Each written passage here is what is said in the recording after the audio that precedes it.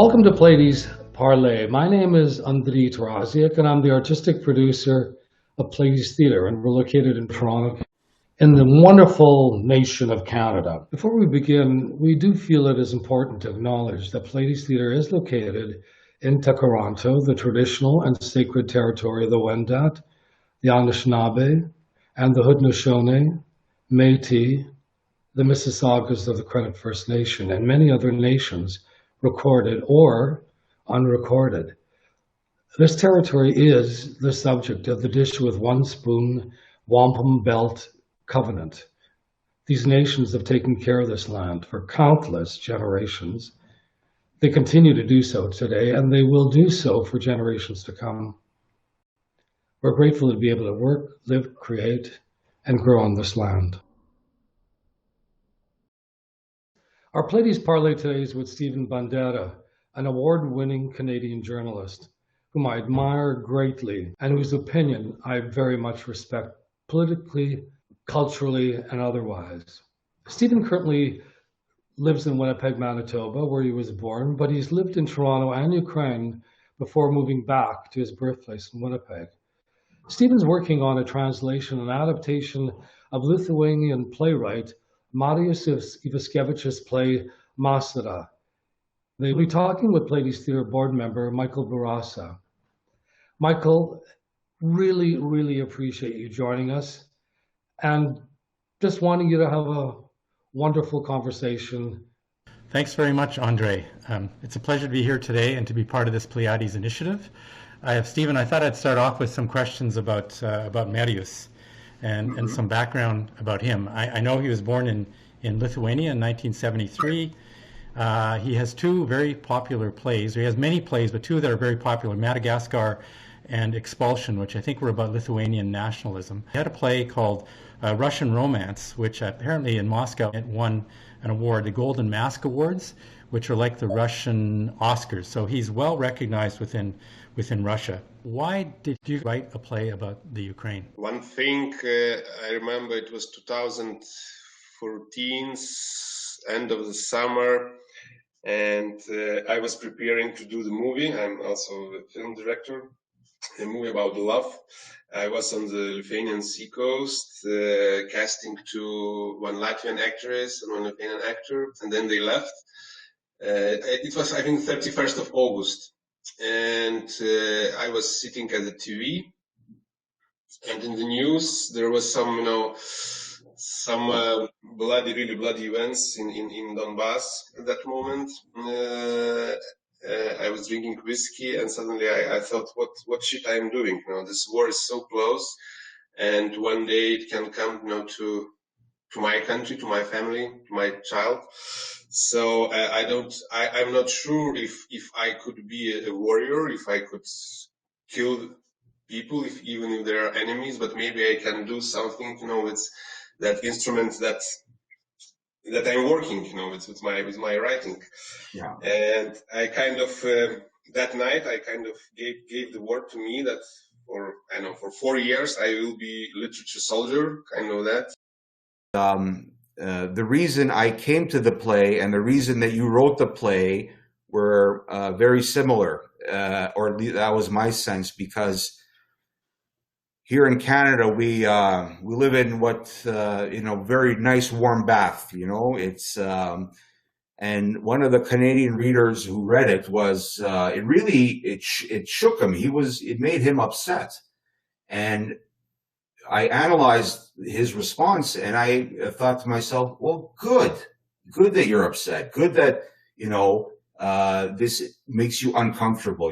It's not a play that's your traditional storyline where the hero goes from, the space that he knows into the great wide world and kind of returns back to his home at the end of it in a happy story. And I thought, well, that's, kind of what the reality is. And I want my fellow Canadians to get a sense of it, because, the war and that's far away. That's on the other side of the world. We have our own kind of problems to worry about. Why should we worry about this? was that what you were going for as well? Yeah, totally. I mean, it's a really dark play, and people was asking me why there is no light in the end of tunnel. Yeah, it was my task that there wouldn't be catharsis, but it's kind of shock therapy. And I think better to feel it in theater than in reality. Better to feel it in theater and not to want later to repeat, to start the war or to go to the war. So, but no, I mean, it's very interesting that, for example, probably it was first time in our national theater history that after first or two performances, people, the audience started to ask that there will be discussion after that. So we understood, we must do the discussion. And after every show, almost 100% of people was staying for around about 2 hours discussion. And so it became more than theater. It became, people needed to, to vent. I mean, yeah, and I think it's also it's value of theater when it can go through the theater doors and make something more than just theater, than just sitting and resting, in a nice chair. The play had a long run in Vilnius, and I think it's going to be staged again in 2022. It's also been translated to Polish, and it was played in Krakow. Apparently, there were some readings. One in Moscow, it was at the Theater Dock. There was a reading in Kiev as well, and it's in 3 acts. So the first act of the play is basically it's in a family's home in the Donbass region of eastern Ukraine. And I want to give some background for folks. So in November 2013, Yanukovych in Ukraine sort of tried to have closer ties to Russia, like breaking things with Europe, and that caused the big rallies and sort of the revolution within Ukraine. And then we forget, during this whole, with Sochi, like the Russians were hosting the world at the Winter Olympics. It's as if nothing was going wrong. But meanwhile, all these things were happening. The war was starting soon after in Donbass region, the annexation of Crimea. And then, interesting enough, and this will come up, there was Malaysian Flight 370, which is the one that disappeared after taking off from Kuala Lumpur. And this will come into play later on. And then, sort of the subject of the play is MH17, Malaysian Flight 17, which took off from Amsterdam on its way to, I think, Kuala Lumpur, and got shot down over the Ukraine. So in the eastern Ukraine, in the Donbass region. And the first part of the play, a body comes crashing through the roof of this family's home. But I was confused. Is it a body? Is it a mannequin? Because it seemed to refer to both. And then I asked you about that. And I thought that story was really, really interesting. If you just want to give some of that flavor as well. Well, sure. So it's not enough to blow a plane out of the sky. You have to cover your tracks. It's not enough insult to kill 298 civilians. You have to lie about it. That is Masara.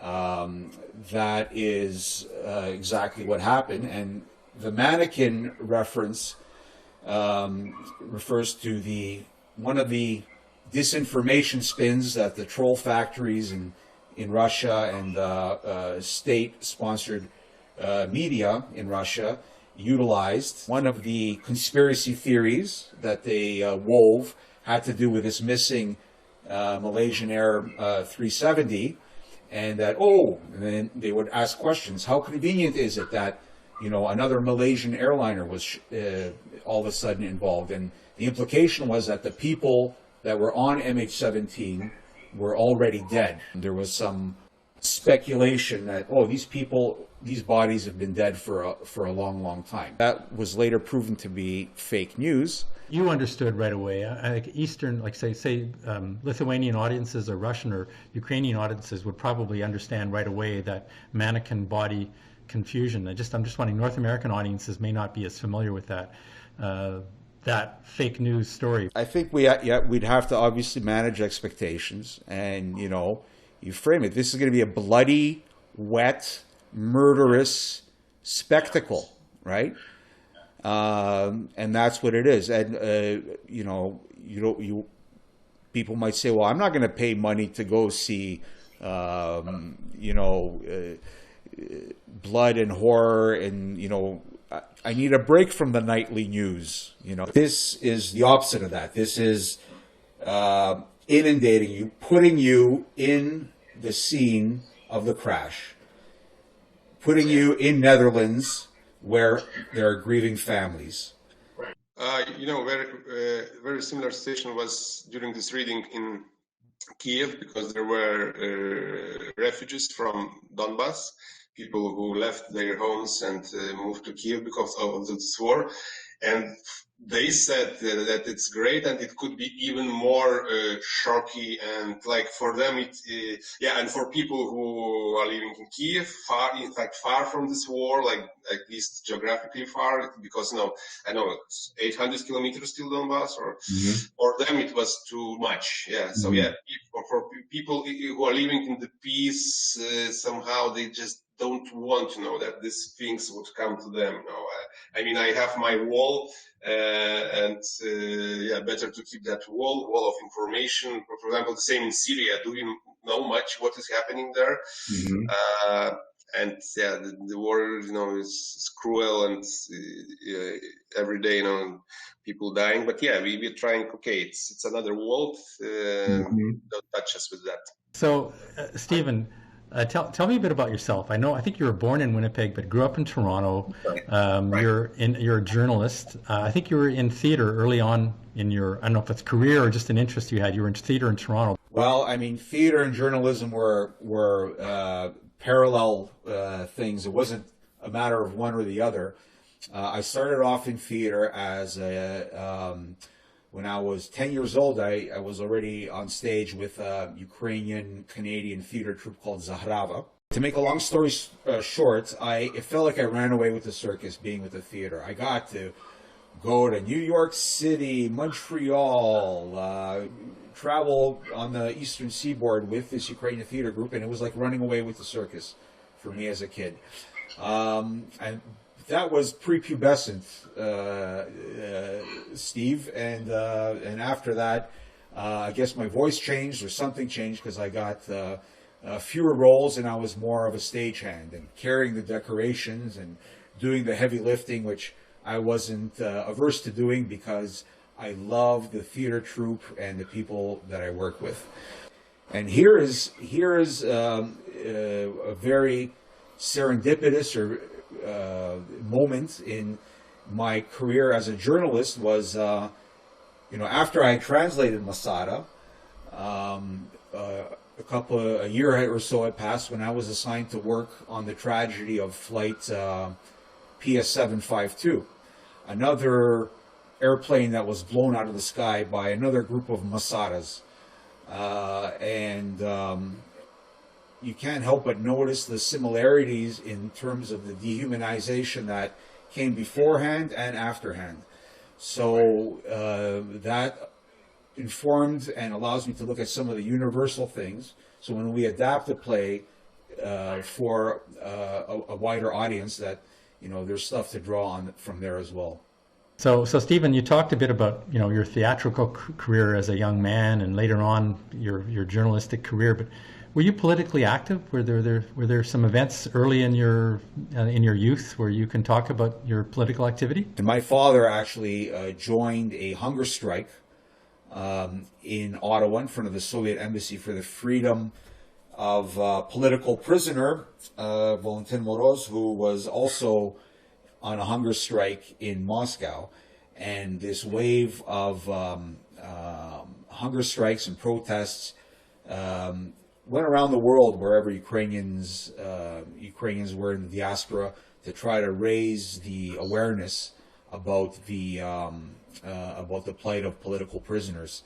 So when I was 4 years old, my dad was on this hunger strike, and I was there alongside him. Of course, I was allowed to eat, but he made sure that that sense of activism was instilled in me in a very young age.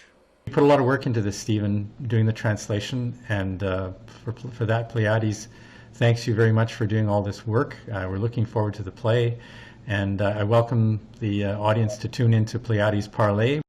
Thank you, Steve. Thank you, Steve, for your work, for translating and finding this play. Thank you for the opportunity.